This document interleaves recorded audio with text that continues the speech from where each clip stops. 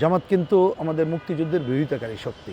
বাংলাদেশের মানুষ তাদেরকে গ্রহণ করবে এটা আমার একেবারেই মনে হয়। এই ট্রেনটা আপনারা কোথায় থামাতে চান? ওনাকেই বলতে হবে উনি কবে এটা থামাতে চান। তারা হত্যাযজ্ঞ মেতে ওঠে, যুদ্ধ অপরাধের দায়ী তারা সাব্যস্ত হয়। আমাদের বিগত দিনের শাসক গোষ্ঠী অনেক কিছু তাকে দিয়ে গেছে। সাম্রাজ্যবাদকে মনে রাখতে হবে এইটা হচ্ছে দুমুখ সাপ। বাংলাদেশকে নিয়ে নানা ধরনের এমন কার্যক্রম করে যা বাংলাদেশে অস্থিতিশীলতা তৈরি করে। ওনার যাত্রাও সংকট তৈরি করবে। আমি শ্রমিক শ্রেণী এবং মেহনতি মানুষের দোসর। গণ অভ্যুত্থানে কিন্তু কোনো দল জয়ী হয়নি, জয়ী হয়েছে জনগণ। দর্শক, স্বাগত জানাচ্ছি দেশ রূপান্তরের বিশেষ আয়োজনের আজকের অতিথি হিসেবে উপস্থিত রয়েছেন রহিন হোসেন প্রিন্স, সাধারণ সম্পাদক বাংলাদেশের কমিউনিস্ট পার্টি। কথা বলবো আজকের এই সময়ে এসে রাজনৈতিক হালচাল নিয়ে। কেমন আছেন?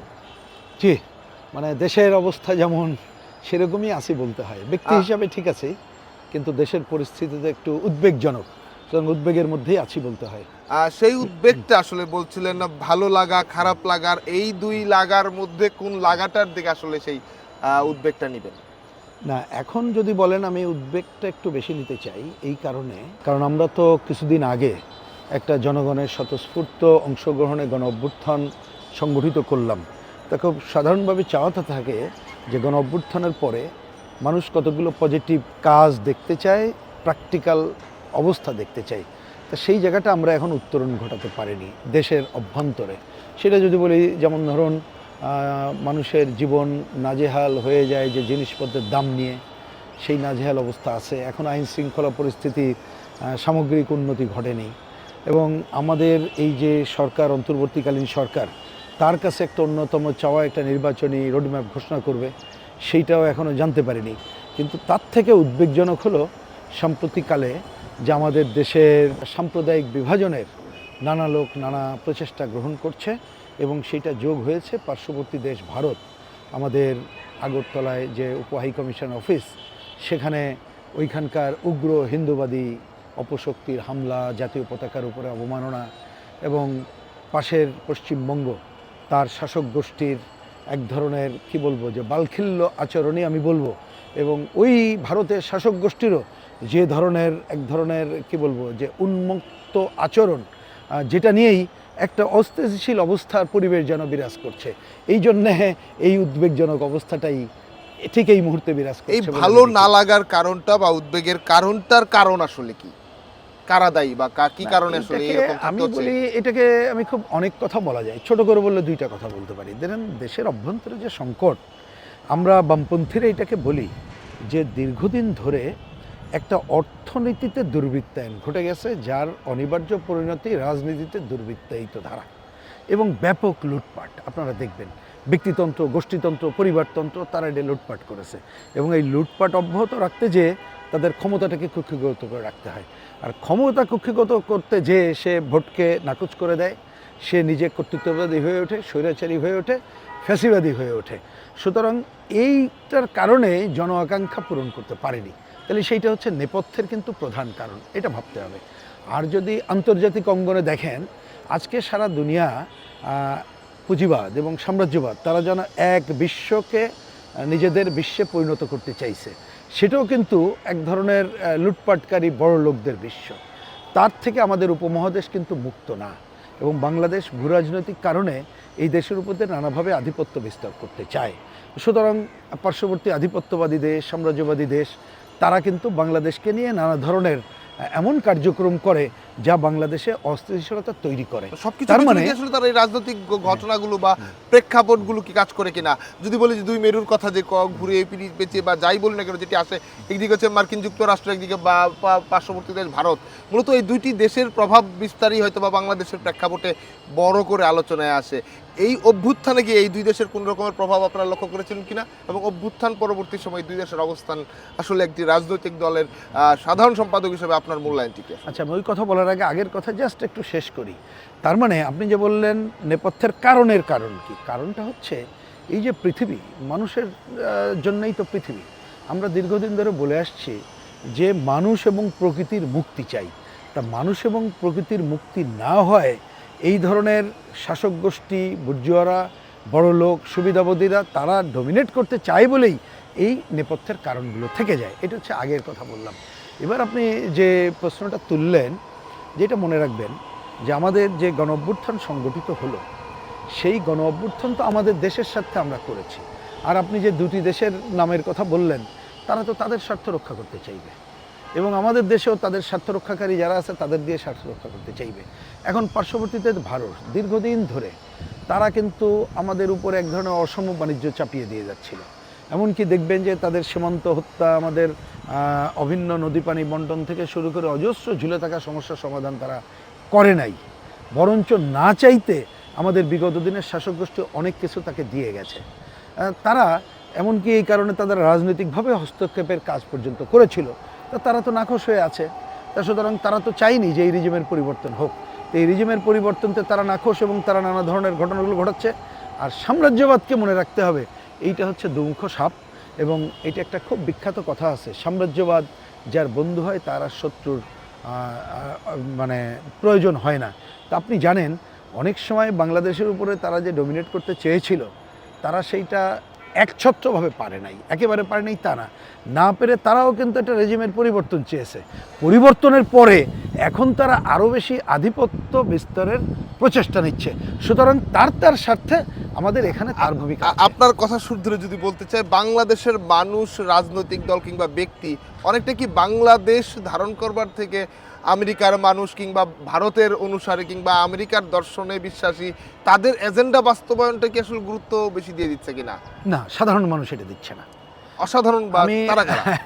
সাধারণ মানুষ এটা কখনো দেয় না, বরঞ্চ এটা মনে রাখবেন, ওই যে আমি যে এখানে বললাম দুর্বৃত্তায়িত অর্থনীতি তার অনুষঙ্গ হয়ে দাঁড়ায় দুর্বৃত্তায়িত রাজনীতি, এইটার যারা রক্ষক তারা তাদের নিজেদের রক্ষার জন্যে তারা দেশবাসীর উপরে যেহেতু ভরসা করতে পারে না, তখন ভরসা করে বাইরের শক্তির উপরে, এবং শক্তি এটাকে অপশক্তি বলতে হয়। সুতরাং তারাই তাদের স্বার্থে যাকে যতটুকু প্রয়োজন বা যেটা মনে করে তার স্বার্থ রক্ষা করবে, এই জন্য তারই ক্রীড়ানকের ভূমিকায় অবতীর্ণ হয়। ইসলামিক দলগুলো গুরুত্বপূর্ণ ভূমিকা পালন করতে আমরা লক্ষ্য করছি এই সময়ে এসে। কিছুদিন আগেও যাদের অবস্থান ওই রকমভাবে আলোচনায় ছিল না, অভ্যুত্থান পরবর্তী সময় কিংবা অভ্যুত্থান চলাকালীন সময় এক ধরনের বড় ভূমিকা ছিল। এই বড় ভূমিকায় বেশ কিছু বিষয় আপনাদের সঙ্গে একমতে তারা পৌঁছেছে, নির্বাচন পদ্ধতি নিয়ে একমতে পৌঁছেছে, কিন্তু এই রাজনৈতিক প্রেক্ষাপটে এসে তাদের অবস্থান, তাদের ভাবনা কি কমেন্টস কীভাবে মূল্যায়ন করে? না, আপনি একমতের কথা বলেন, আমি তো একমত দেখছি না। আমার ধারণা আপনি হয়তো বলতে পারেন যে আমরা নির্বাচনে যে সংখ্যানুপাতিক পদ্ধতির কথা বলে আমরা দেখলাম তারাও বলেছে ওইটাই, কিন্তু আমি আপনাকে বলি নির্বাচনে আমাদের কিন্তু প্রথম দাবি হচ্ছে যে ভোটে দাঁড়ানো এবং ভোট দেওয়ার সমঅধিকার চাই। তার মানে পুরো নির্বাচনে দাঁড়ানো এবং দাঁড়ানোর জন্য কোনো টাকা খরচ হবে না, এ পুরো দায়িত্ব সরকারই বহন করবে, নির্বাচন কমিশন বহন করবে। দেখবেন এই ব্যাপারে তাদের কোনো বক্তব্য নাই, কারণ তারা প্রধানত যে অর্থনীতিটাকে বিলিভ করে সেটা কিন্তু পুঁজিবাদী অর্থনীতি। সুতরাং তারা পুঁজিবাদী অর্থনীতি বিশ্বাস করে, আমরা সমাজতান্ত্রিক অর্থনীতি বিশ্বাস করি। সুতরাং ওই ধারার মানুষ গড়ে তোলার জন্য যে নির্বাচন ব্যবস্থা চাই তারা কিন্তু সেটা চায় না। সুতরাং এটাকে যোজন যোজন দূরেই রয়ে গেছে বলে বাংলাদেশে একটা বড় ব্যত্যয় ঘটে গেছে মুক্তিযুদ্ধের সময়। আমরা দেখেছি যে ধর্মের নামে যারা রাজনীতি করে, ধর্মের অপব্যবহার কোথায় নিয়ে যায়, তারা হত্যাযজ্ঞ মেতে ওঠে, যুদ্ধ অপরাধের দায়ী তারা সাব্যস্ত হয়। সুতরাং এই জন্যে আমরা দেখি ধর্মের যার যার ধর্ম সে পালন করবে, ধর্ম নিয়ে অবশ্যই কথা সবাই বলবে এবং নির্বিবাদে বলবে, নির্বিঘ্নে বলবে, সেই অবাধ স্বাধীনতা তার আছে। কিন্তু রাজনৈতিক উদ্দেশ্যে ধর্মের ব্যবহার মোটেই ভালো হয় না, ভালো ফল বয়ে আনে না, এটাই আমরা সবাইকে মনে রাখতে বলবো। এবং এই সময়ে এসে আমরা লক্ষ্য করছি ভারতের সঙ্গে একদম আপনি যেটি শুরুতেই বলেছিলেন, ভারত বাংলাদেশের জাতীয় পতাকা আমরা লক্ষ্য করেছি কলকাতার বা আমাদের অ্যাম্বাসিতে, সেখানে কিন্তু আসলে লক্ষ্য করেছি পতাকা পুড়িয়ে দেওয়া হয়েছে, তারপর ভাঙচুর করা হয়েছে এবং বাংলাদেশে বুয়েটে করা হয়েছে। এই যে পাল্টি এক ধরনের জাতীয় পতাকা নিয়ে খেলা এবং শেষ পর্যন্ত ধর্মীয় জায়গায় চলে যাচ্ছে, এটির ভবিষ্যৎ আসলে কোন জায়গায় আপনি দেখছেন? না, এটা একেবারে অনাকাঙ্ক্ষিত, এবং এটা মনে রাখতে হবে যে বিশেষ করে ভারতে যারা শাসক গোষ্ঠী তারা কিন্তু উগ্র হিন্দুত্ববাদী শাসক গোষ্ঠী, এবং তারা তাদের রাজনীতি তৈরি করার জন্যে, ক্ষমতা দখল করার জন্য, বিশেষ পশ্চিমবঙ্গ দখল করার জন্যে তারা কিন্তু নানা ধরনের তকমা হাজির করবে, এটি একটি মনে রাখা দরকার। এবং সম্প্রতিকালে আমরা যে পতিত স্বৈরাচার যাকে বলি তার সম্পর্কে তাদের অনেকের মোহ আছে, যার জন্য আমরা দেখি ভারতের অনেক কিছু মিডিয়া আমাদের সম্পর্কে অতিরঞ্জিত এবং অপপ্রচার তারা করছে। সুতরাং সেটা কিন্তু সাম্প্রদায়িক উস্কানি বাড়াবে। আর বাংলাদেশে এই গণ অভ্যুত্থানের সুযোগ নিয়ে, কারণ গণ অভ্যুত্থান তো নানা ধরনের মানুষ ছিল, এটা মনে রাখতে হবে। সেইখানে আমরা দেখি অনেক সাম্প্রদায়িক শক্তি বা সাম্প্রদায়িক চিন্তার ব্যক্তিবর্গ, তারাও কিন্তু ওই যে বুয়েটের কথা বললেন, ভারতের পতাকা যেভাবে অপমান করলো, এটা তো কাঙ্ক্ষিত না। আর বাংলাদেশের পতাকা এবং হাইকমান্ড যেটা করছে এটাও একেবারেই কাঙ্ক্ষিত না এবং খুবই নিন্দনীয়। এটাও নিন্দনীয়, এটাও নিন্দনীয়। আমরা বলি এই দুই ঘটনা যদি চলতে থাকে তাহলে দেখবেন জনগণের স্বার্থ রক্ষিত হবে না, দুই অংশের এই ধরনের ধর্মীয় উগ্রবাদীদের স্বার্থ রক্ষা হবে, যা প্রকারান্তরে লুটপাটের কারীদেরই স্বার্থ রক্ষা হবে এবং আঞ্চলিক, উপ আঞ্চলিক এবং আধিপত্যবাদী সাম্রাজ্যবাদী শক্তিরই স্বার্থ রক্ষা হবে। যে লক্ষ্য নিয়ে আসলে অভ্যুত্থানটি হলো বা যে স্বপ্ন নিয়ে অভ্যুত্থানটি তারা হলো এবং এরপর অভ্যুত্থান শেষে যে স্বপ্ন দেখতে শুরু করলো ডক্টর ইউনূস সরকার, সেই স্বপ্ন ধরার পথে কিংবা ছোঁয়ার পথে কত দূর এগোতে পেরেছে, তাদের সফলতা আছে কিনা কিংবা কোনো ব্যর্থতা সেটি কি আসলে? না, এই যে প্রায় তো 3.5 মাস হয়ে গেল, এই 3.5 মাসে কিছু কাজ তো তারা করেনি তা আমি বলবো না। যেমন ধরুন, আমরা একটা দেখলাম যে অর্থনীতির যে সংকটটা ছিল টেনে আনার চেষ্টা করছে, তার চেষ্টাই বলবো, এবং যে অর্থনীতির লুটপাট যেটা ছিল সেটাও সামনে আসছে এবং এখন দৃশ্যত লুটপাটের খবর আমরা অত দেখতে পাচ্ছি না, যদিও শেয়ার বাজারের কেলেঙ্কারির কিছু খবর বেরোচ্ছে, কিন্তু আগে যে অবাধের ধারা ছিল টাকা পাচার, আমরা কিন্তু হয়তো চোখের সামনে এরকম দেখছি না, তা সেটা হয়তো কিছুটা রোধ করতে পেরেছে। এই একটা মানে বিষয় সামনে আনার চেষ্টা করেছে। এবং আগে যেমন ধরুন অনেক জায়গায় আমরা হয়তো কথাবার্তা বলতে পারতাম না, একটা অবাধে কথাবার্তা বলার জায়গাটা আছে, এই ধরনের কতকগুলো জায়গা আছে। আর কতকগুলো মানুষের মতামত প্রকাশ করে সংস্কার এবং অন্যান্য কাজের কথা কিন্তু বলার জায়গা আছে, সেইগুলোকে আমি পজিটিভ হিসেবে দেখতে চাই। কিন্তু এই 3.5 মাসে আমি বলবো যে একটা বড় ব্যর্থতার জায়গা হচ্ছে, কারণ সরকার তো অন্তর্বর্তীকালীন সরকার, তার প্রথমে একটা দৈনন্দিন কাজ করতে গেলে জনজীবনের শান্তি ফিরিয়ে আনতে হবে। আমরা দেখলাম এখনও আনতে পারিনি এবং মানুষ কিন্তু এখনও এরকম পথরেখা দেখতে পাচ্ছে না যে আগামী এই কয়েকদিনের মধ্যে আমরা সুখে শান্তি, মানে একটা শান্তির পরিবেশ সৃষ্টি হবে, ধর্মীয় এবং জাতিগত সংখ্যালঘুরা ফুল্লি নিরাপত্তা পাবে, গরিব মানুষ নিরাপত্তা পাবে। আমাদের একটা বিপদে পড়লে মানুষ পুলিশের স্টেশন বিভিন্ন জায়গায় গেলে সে নিজের আস্থা পাবে, সেইটা পাচ্ছে না।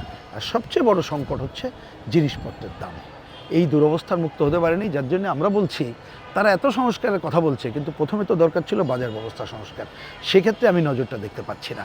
এই আর সবচেয়ে আর একটা বড় আমি বলবো, এইটা আমি মনে করি যে রাজনৈতিক কর্মী হিসাবে সরকার উচিত ছিল যে রাজনৈতিক দলগুলোকে আস্থায় নিয়ে কার্যক্রম করা, সে এটি করছে বলে এখনও আমাদের কাছে দৃশ্যমান হচ্ছে না, যার জন্যে অনেক কিছু রাজনৈতিকভাবে যে সংকট সমাধানের জন্য এই সরকারের প্রতি যে ব্যাপক সমর্থন দেওয়া রাজনৈতিক দলগুলো আছে, আমার বিবেচনায় তারাও দায়িত্ব পালন করতে পারছে না, সেও যথাযথভাবে কাজ করতে পারছে না।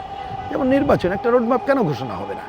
রোডম্যাপ এবং আমি আজকে যুক্ত করে দিই, আপনি যদি নির্বাচনের কথা বলেন, ডক্টর ইউনূস বলেছিলেন নির্বাচনের ট্রেন আসলে চলতে শুরু করেছে, থামবে না, আসলে থামবে না, সেই ট্রেনটা আপনারা কোথায় থামাতে চান? যেহেতু বলেছেন ট্রেন থামবে না। কথা হচ্ছে, উনি যখন এই কথাটা বললেন আমি সেই দিনই বলেছিলাম যে আমরা কিন্তু রাজধানী ঢাকাতে এখন কিছু হলে উদাহরণ দিই মেট্রো রেলের। তা মেট্রো রেল তো একেবারেই সুনির্দিষ্ট সময়ে যাত্রা শুরু করে, সুনির্দিষ্ট সময়ে থামে এবং প্রতিটি স্টেশনে তার থামার নির্দিষ্ট সময় আছে। কোনো বিপত্তি ঘটলেও সে বলে দিতে পারে যে আমি এতক্ষণের মধ্যেই সংকট সমাধান করে আগাবো, সেটা কিন্তু যাই। অর্থাৎ এই যুগে এসে উনি খালি চলা শুরু করলাম বললে তো হবে না, কোথায় থামবে ওনাকে তো সেই রোডম্যাপটাও ঠিক করতে হবে। কিন্তু সেইটা না বললে এই অনিশ্চিত যাত্রাকে আসলে মানুষের মনে নতুন নতুন কনফিউশন তৈরি করবে, সেটা আমরা দেখতে পাচ্ছি। সুতরাং আমি আশা করব উনি যে ট্রেনের যাত্রা শুরু করেছেন, আমি যদি এটাকে পজিটিভ বলি তাহলে বলবো একটা নির্বাচন কমিশন গঠন হয়েছে, এটুকুই। সংস্কারের আলোচনার একটা টিমকে দায়িত্ব দেওয়া হয়েছে, কিন্তু এটা বলেছিলাম ওই টিমকে এতদিন সময় দেওয়া দরকার ছিল না, কারণ আমরা অনেক পুরনো কাজ তাদের সাথে করেছি, অল্প দিনে করা যেত। সুতরাং এই কথা আমারও দাবি ওনার প্রতি, ওনাকেই বলতে হবে উনি কবে এটা থামাতে চান। আমরা যদি যেদিন উনি থামাতে চান, আমরা যদি দেখি যে কাজ করে থামানো যাবে ওই কাজ 2 দিন আগে শেষ করা যাবে, ওকে আমি বলবো যে 2 দিন আগে ট্রেনটা থামান। আর যদি দেখি ওই কাজ শেষ করার জন্য ট্রেন থামাতে আর 1 দিন দেরি হবে, আমাদের আপত্তি নাই, কিন্তু থামানোর উনি যদি তারিখটা না বলেন তাহলে এই অনিশ্চিত যাত্রাকে মানুষ নানা প্রশ্নবোধক চিহ্ন হিসাবে গ্রহণ করবে, যা আসলেই ওনার যাত্রাও সংকট তৈরি করবে বলে আমি মনে করি। জামায়াত ইসলামকে নিয়ে একটি কথা থাকছে যে এই মুহূর্তে আসলে জামায়াত ইসলামী প্রশাসনের ক্ষমতার সবচেয়ে কেন্দ্রে অবস্থান করছে, একটি কথা এরকম আলোচনায় বিভিন্ন জায়গায় উঠে এসেছে এবং হয়তো আপনিও এরকম উত্তর অনেকবার দিয়েছেন। কি বলবেন, জামায়াত ইসলাম কি আসলেই এই ডক্টর ইউনূস সরকার কিংবা এই সময়ে এসে ক্ষমতার কাছাকাছি রয়েছে কিনা? আচ্ছা, ক্ষমতার কাছাকাছি আছে কিনা এটা সুনির্দিষ্ট করে বলতে পারবো না, তবে মানুষের মধ্যে একটা পারসেপশন কিছু কিছু জায়গায় গড়ে উঠেছে, সেটার একটা বড় কারণ এই গণঅভ্যুত্থানের পরে এই সেনাপ্রধানের ওইখানে যখন যারা গেলেন, যাদেরকে তারা ডেকে নিয়ে গেলেন, আমাদের বামপন্থীরা কিন্তু সেখানে আমাদের ডাকেও নি, আমরা যাইনি। তো সেইখানে জামাত ইসলামের নাম একাধিকবার উচ্চারিত হলো, এবং তখন কিন্তু জামাত নিষিদ্ধ শক্তি ছিল। জামাত কিন্তু আমাদের মুক্তিযুদ্ধের বিরোধিতাকারী শক্তি, এটা ছিল। সুতরাং সেটা নিয়ে মানুষের মধ্যে একটা পারসেপশন দাঁড়িয়ে গেছে, এবং আমরা দেখছি বিভিন্ন সময়ে প্রধান উপদেষ্টার সাথে তারা দেখা করছে, এই জন্য পারসেপশন দাঁড়িয়ে গেছে। আরেকটা তথ্য আমরা নানাভাবে পাচ্ছি, এটার সত্যতা সবটা আমরা হয়তো যাচাই করতে পারিনি, কিন্তু এটা উদ্বেগজনক যদি এটা সত্য হয়। সেটা হচ্ছে তারা বিভিন্ন প্রশাসন এবং অন্যান্য জায়গায় তারা আধিপত্য বিস্তারের কাজ করছে বলে আমরা শুনছি। কিন্তু একথা আমি আপনাকে দায়িত্ব নিয়ে একটু বলতে চাই, ডক্টর ইউনূস সাহেবের এই উপদেষ্টা পরিষদ শপথ নিল 8ই অগাস্ট। আমরা 12ই অগাস্ট ওনার আমন্ত্রণে দেখা করতে গেলাম। তখন ওনাকে আমরা পরিষ্কার বলেছিলাম যে আপনার কাছ থেকে আমরা কোনো বিতর্কিত কাজ বা এমন কাজ আশা করব না যা প্রশ্নর উদ্রেক করে। এর উত্তর কিন্তু আমাদেরকে দিতে হবে, অভ্যুত্থান প্রশ্নবিদ্ধ হয়। এবং সেখানে আমরা বলেছিলাম যে আপনার মনে রাখা দরকার যে এই যে অভ্যুত্থানে কিন্তু কোনো দল জয়ী হয়নি, জয়ী হয়েছে জনগণ। সুতরাং এক দখলদারের পরিবর্তে আর এক দখলদার যাতে না হয়, আপনি পতিত স্বৈরাচারকে বিদায় করতে হবে, কিন্তু সেইখানে আপনাকে আনতে হবে প্রথমে দল নিরপেক্ষ, দক্ষ এবং যোগ্য ব্যক্তিকে। এই জন্য নীতিমালা তৈরি করেই যাচাই বাছাই করে ওই কাজটা করতে হবে। জামাত ইসলাম ওই ধরনের ডমিনেট করছে, তার দায় কিন্তু এই সরকারকেই বহন করতে হবে, এবং এটা একেবারেই অনাকাঙ্ক্ষিত। চীনের যে সরকার রয়েছে তাদের সঙ্গে আপনাদের এক ধরনের যোগাযোগ ছিল, আমরা লক্ষ্য করেছি। এই মুহূর্তে এসে আমরা লক্ষ্য করলাম আপনারাও, আপনাদের পার্টি কমিউনিস্ট পার্টি কিন্তু বিপরীত আমরা লক্ষ্য করলাম ইসলামিক দলগুলোর সঙ্গে এক ধরনের যোগাযোগ তারা তৈরি করছে, এবং রাষ্ট্রীয় সফরে তাদেরকে নেওয়া হয়েছে। আপনাদের সঙ্গে কি চীনের জায়গা থেকে কোনো ধরনের যোগাযোগ আপনাদের সঙ্গে হয়েছে কিনা, এবং না হলে এই যোগাযোগটাকে, ইসলামিক দলগুলোর সঙ্গে যোগাযোগটাকে আপনি কিভাবে দেখেন? না, প্রথম কথা, একটু চীন সম্পর্কে ধারণা থাকলে আমার মনে হয় এটা নিয়ে কনফিউশন হবে না। কারণ চীনে এখানে কমিউনিস্ট পার্টি রাষ্ট্র ক্ষমতায় আছে, এবং চীন এখন সারা বিশ্বে এক ধরনের, সেও তার মতো আধিপত্য বিস্তার করতে চায়। বিশেষ করে তাকে কিন্তু মার্কিন সাম্রাজ্যবাদ, তার ইকোনমি, একে প্রতিহত করে আগাতে হচ্ছে, এবং ব্যাপক জনগোষ্ঠীর দেশ চীন। সেই মানুষের সামগ্রিক মৌলিক অধিকার পূরণ করতে গেলে শক্তি হিসাবে তাকে সামনে আসতে হবে। এই কারণে তারা রাষ্ট্রীয়ভাবে দেখা যায় যে সমস্ত দেশে যারাই রাষ্ট্র ক্ষমতায় আছে বা যারা শক্তিশালী অর্গানাইজেশন, তাদের সাথে তারা যোগাযোগ রক্ষা করে। আমরা আফগানিস্তানে তাদেরকে দেখেছি, তা বাংলাদেশে এবার হয়তো বা আমরা দেখলাম। আমি জানি না চীনের কমিউনিস্ট পার্টি কি ব্যাখ্যা দেবে, কারণ এই ঘটনার পরে তাদের সাথে আমাদের কোনো যোগাযোগ হয়নি। কিন্তু আমি জানি তারা তাদের প্রধানত এখন কিন্তু ব্যবসা বাণিজ্য এটাকেই প্রধান ধরে বলে তারা ওই ধরনের যারা ক্ষমতায় আছে বা মনে করে যে ওই দেশের শক্তিশালী অবস্থান বা সরকারের প্রতি যারা সরকারে আছে বা সরকারকে ডমিনেট করতে পারে, তাদের সাথে তারা যোগাযোগ রক্ষা করে। মতাদর্শ জায়গাটা এখন সরে এসেছে আসলে আমার কাছে, আমি তাই দেখি যে বিজনেসটা এবং অন্যটাই প্রধান। তো আমার ধারণা হয়তো বা সেই ধরনের বিবেচনা থেকে তারা এইবার তাকে দাওয়াত দিয়েছে। একটা কথা আপনাদেরকে বলতে পারি যে আমরা কেউ দাওয়াত দেওয়ার পরেই কেবলমাত্র গ্রহণ করা না করা বিবেচনা করি। আমরা উদ্যোগী হয়ে কারোর সাথে সেদে যেই জায়গায় যেতে হবে, এটা করতে হবে, এটা মনে করি না। কারণ আমরা মনে করি যে আমরা আমাদের পার্টির নাম বাংলাদেশের কমিউনিস্ট পার্টি।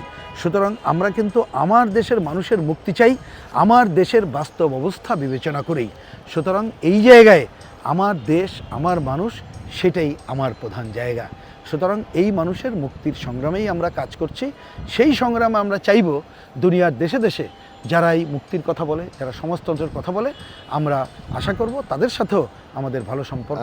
আমি মাঝখানে একটু বলি, বাংলাদেশের আওয়ামী লীগ কিছুদিন আগে ক্ষমতাচ্যুত হলো অভ্যুত্থানের মধ্য দিয়ে। তাও কেউ আপনাদের বলার চেষ্টা করছে আওয়ামী লীগের দোসর। আসলে কমিউনিস্ট পার্টি কখন কার দোসর হয়ে যায় বিভিন্ন সময়। এক সময় শুনেছি গণতন্ত্রের কথা, আপনি বলেছিলেন গণতন্ত্রের কথা বললে আপনি হয়ে যান বিএনপির দোসর, আর এখন বলছেন এখন আওয়ামী লীগের দোসর। আসলে কমিউনিস্ট পার্টি কার কোন দোসর? আসলে এটা আসলে কমিউনিস্ট পার্টি বলছি। কমিউনিস্ট পার্টি মনে রাখেন বাংলাদেশের শ্রমিক মেহনতি মানুষের রাজনৈতিক দল। তা আমাকে যদি দোসর বলেন, আমি শ্রমিক শ্রেণী এবং মেহনতি মানুষের দোসর, আমি এবং আমার পার্টি। এর বাইরে অন্যরা তার সুবিধা মতো একটা তকমা লাগায়। বিশেষ করে কারা জানেন?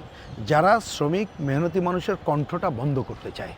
সুতরাং তারা কমিউনিস্ট পার্টিকে অন্য কোনো কথা বলে দেখবেন নীতিনিষ্ঠ অবস্থানে কমিউনিস্ট পার্টি নিয়ে কথা বলুক, কমিউনিস্ট পার্টির নেতাদের নিয়ে কোনো কি বলবো যে সে কোনো দুর্নীতি লুটপাট কারোর সাথে জড়িত আছে কথা বলুক, সে কোনো রাজনীতির সুবিধাবাদী ভোগ করছে এরকম কথা থাকলে বলুক, এইগুলো কিন্তু বলতে পারবে না। আওয়ামী লীগকে এবং ফিরে নিতে চান কিনা না, আপনারা? একটু শেষ করি। জি। এবং এইটার সাথে অনেকে কিন্তু আমাদের এই যে নীতিনিষ্ঠ অবস্থানের কারণে তাদের জোটে আবদ্ধ করতে চায়। তা আমরা একসময় বলেছি যে আমরা দেখি বাংলাদেশের দুইটি রাজনৈতিক পোল বলয়ের আবির্ভাব হয়েছে, একটা আওয়ামী লীগকে কেন্দ্র করে আর একটা বিএনপিকে কেন্দ্র করে। আমরা কোনো বলয়ের মধ্যে নাই, আমরা আলাদা বাম গণতান্ত্রিক প্রগতিশীল বলয়কে নিয়ে আগাবো।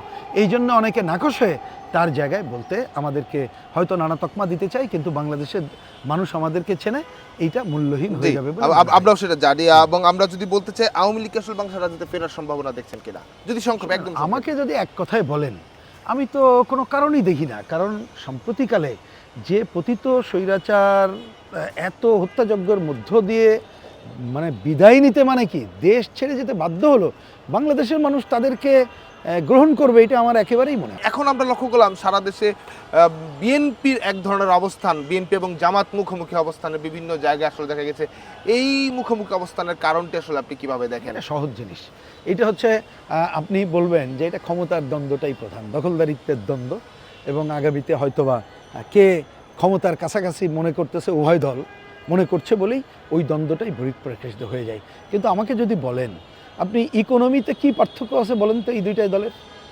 ক্ষমতায় গেলে তারাই তো পুঁজিবাদী অর্থনৈতিক ব্যবস্থায় কায়েম করতে চায়, এবং ওইটা তো কোনো দ্বন্দ্বটা আমি দেখি না। প্রধান দ্বন্দ্ব ওইটা না, প্রধান দ্বন্দ্ব হয়তোবা এই ধরনের ভাগবটরার দ্বন্দ্বটাই বলে মনে হয়। আসলে কি আপনাদের ভিতরে বিভেদটা কি চরমে রয়েছে কিনা, কিংবা কোনো পক্ষের পারপাস সার্ভ করতে গিয়ে আসলে আপনাদের পার্টির ভিতরে আপনাদের দুটি পক্ষ কাজ করছেন কিনা আসলে না। একটি পক্ষ? না, আমার মনে হয় এই ধরনের কোনো ঘটনা নেই। কেন আমি আপনাকে বলি, প্রথমত আমাদের পার্টি, আমরা কিন্তু গণতান্ত্রিকভাবে সবটা করি। আমি বোঝার জন্য বলি, অনেক সময় রাজনৈতিক দলের গণতন্ত্রের কথা হয়, এই সুযোগে সেটা বলে দিই। আমরা বলি তিনটা ইন্ডিকেটর দেখতে হবে। একটা হচ্ছে একটা দল সে যে নীতি কর্মকৌশল গ্রহণ করে সেটা কি সবার অংশগ্রহণে করে কিনা। 2 নম্বর হচ্ছে নেতৃত্ব সে গণতান্ত্রিকভাবে নির্বাচন করে কিনা। 3 নম্বর অর্থের ক্ষেত্রে স্বচ্ছতা আছে কিনা। এই 3টি বিষয়ে কমিউনিস্ট পার্টি তার বিগত দিনে যে 12তম জাতীয় সম্মেলন, যেটাকে আমরা কংগ্রেস বলি, হয়ে গেল, তাতে আমরা 3টি অনুসরণ করে করেছি। সুতরাং এইখানে কোনো দ্বন্দ্ব আমাদের মধ্যে নাই, আমরা ঐক্যবদ্ধভাবে কাজ করছি। এখন নানা শক্তি, কমিউনিস্ট পার্টিকে দেখবেন একমাত্র বামপন্থী শক্তি যাকে বিভক্তি ঘটানো যায়নি। অনেকে এ ধরনের শক্তি চেষ্টা করতে পারে, এখন সেই চেষ্টায় কখনো কখনো কে ক্রীড়ানক হবে কিনা সময় বলে দেবে। কিন্তু আমি মনে করি আমাদের মধ্যে কোনো বিভেদ নাই, আমরা ঐক্যবদ্ধভাবে আছি। এবং বাংলাদেশে গণ অভ্যুত্থান পরবর্তী আমরা এখন যে লড়াইটা করছি, সেই লড়াই হচ্ছে শোষণ, বৈষম্যমুক্ত, অসাম্প্রদায়িক, গণতান্ত্রিক বাংলাদেশ গড়ে তোলার সংগ্রামে আমরা আত্মনিয়োগ করেছি। সেই সংগ্রামকে আমরা আগায় দিতে চাই, এবং এই লক্ষ্যে আমরা সারা দেশে ছড়িয়ে পড়েছি। এই বিজয়ের মাসেও আমরা মুক্তিযুদ্ধের চেতনা সমুন্নত রাখা এবং 2024-এর গণ অভ্যুত্থানের আকাঙ্ক্ষাকে সামনে রেখে একটু আগে যে স্লোগান বললাম ওইটাকে আগাচ্ছি, এবং আমাদের মূল লক্ষ্য সমাজতন্ত্র। মুক্তিযুদ্ধের 9 মাস যুদ্ধের পর বিজয় আসলো 16 ডিসেম্বর। এই বিজয়ের বাসে দাঁড়িয়ে রয়েছেন, কিন্তু রাজনৈতিক আলোচনা থেকে শুরু করে পারিপার্শ্বিক অবস্থায় সেই মুক্তিযুদ্ধের অবস্থানটাকে আসলে দেখছেন কিনা, বা মুক্তিযুদ্ধের যে চেতনা সেইটার অবস্থাটা আসলে এই মুহূর্তে কেমন আছে? এবং শেষ করব সেই জায়গায় যে মুক্তিযুদ্ধ কেমন আছে অভ্যুত্থান পরবর্তী বাংলাদেশে, এবং কেমন আসলে রাখতে চান? আচ্ছা, আমি ছোট ছোট করে বলি। আজকে 3রা ডিসেম্বর যখন কথা বলছি, একটু মনটা খারাপ যদি বলেন, যেহেতু বিজয়ের কথা বললেন এই কারণে, কারণ আমরা কিন্তু বাংলাদেশের কমিউনিস্ট পার্টি 1 ডিসেম্বর সারা বাংলাদেশে জাতীয় পতাকা মিছিলের কর্মসূচি ঘোষণা করেছিলাম, কর্মসূচি পালন করেছি। ঢাকা থেকে শুরু করে সব জায়গায় আমি একটা বিভাগীয় সদরের কর্মসূচিতে অংশ নিয়েছিলাম। মাসব্যাপী কর্মসূচি চলবে, সুতরাং সেটা আমাদের চলছে। কিন্তু এর আগে যেটা দেখতাম, আমাদের পত্র পত্রিকা, আমাদের টেলিভিশন, তারা বিজয়ের মাস হিসাবে 1 তারিখ থেকে শুরু করতো, এবার দেখছি সেটা তারা করলো না। এই জন্যই মন খারাপ। আমি জানি না কেন করলো না। সরকারের দিক থেকে কোনো এমবার্গো আছে তাহলে বলতে হবে, আমার জানা মতে নাই। তাহলে কি তারা সেলফ সেন্সরশিপ করে এই আলোচনাগুলো এইটা বন্ধ করলো? এইটা খুবই অন্যায়, অনৈতিক কাজ। এইটা যারা করছেন মুক্তিযুদ্ধের মধ্য দিয়ে অর্জিত বাংলাদেশে, এইটা আমাদের কাঙ্ক্ষিত না। এই দায় কি রাজনৈতিক দল হিসেবে আপনারা এড়াতে পারেন কি? না, আমি কেন আমি দায় নেব? আমি দায় নেব না, কারণ আমি তো বললাম, আমি তো বরঞ্চ দায়িত্বশীল আচরণ করছি। আমি এই ঘটনার পরে পুরো মাসব্যাপী কর্মসূচি প্রতিদিন আমাদের চলছে, বিজয়ের মাস হিসেবে আমাদের কর্মকাণ্ড চলছে। সুতরাং এই দায় আমার না। যারা মুক্তিযুদ্ধকে নিজের স্বার্থে ব্যবহার করে, এমনকি স্বৈরাচার রক্ষার স্বার্থে বা মুক্তিযুদ্ধকে নিজের স্বার্থে ব্যবহার করে অথবা মুক্তিযুদ্ধকে নাকচ করতে চায়, কেবলমাত্র তারাই করতে পারে, অন্য কেউ না। আমার শেষ কথা হচ্ছে, মুক্তিযুদ্ধকে কেউ বিতর্কিত করতে পারে, মুক্তিযুদ্ধকে কেউ মুছে ফেলানোর চেষ্টা করতে পারে, কিন্তু মুক্তিযুদ্ধের এমন এক শক্তি আছে যেটা আমাদের কিন্তু 200 বছরের ব্রিটিশ বিরোধী আন্দোলন, 24 বছরের পাকিস্তানি স্বৈরশাসনের বিরুদ্ধে আন্দোলন আর 9 মাসের সশস্ত্র সংগ্রামের মধ্য দিয়ে আমরা মুক্তিযুদ্ধেই বিজয়ী হয়ে আসছি। তার চেতনা কেউ মুছতে পারবে না, কেউ যদি মুছতে আসে সে ধ্বংস হয়ে যাবে। মুক্তিযুদ্ধ সগৌরবে সামনের দিকে এগিয়ে চলবে। 1-11 এক ধরনের এনভায়রনমেন্ট আমরা লক্ষ্য করেছি, এই সময়ে এসে যে পরিস্থিতি চলছে, আরেকটা কি 1-11-র মতো পরিস্থিতি আপনি দেখতে পাচ্ছেন কিনা? আমার মনে হয় সময় বলে দেবে, এটা মন্তব্য করার সময় এখনো আসেনি। দর্শকরা দেখছিলেন দেশ রূপান্তরের বিশেষ আয়োজন। আজকে আমাদের সঙ্গে অতিথি ছিলেন রুহিন হোসেন প্রিন্স, বাংলাদেশের কমিউনিস্ট পার্টির সাধারণ সম্পাদক। তার সঙ্গে কথা বলছিলাম বাংলাদেশের রাজনীতি এবং ভবিষ্যৎ কিভাবে দেখছেন। পরবর্তী আয়োজন দেখতে চোখ রাখুন দেশ রূপান্তরে নতুন কোনো অতিথির সঙ্গে।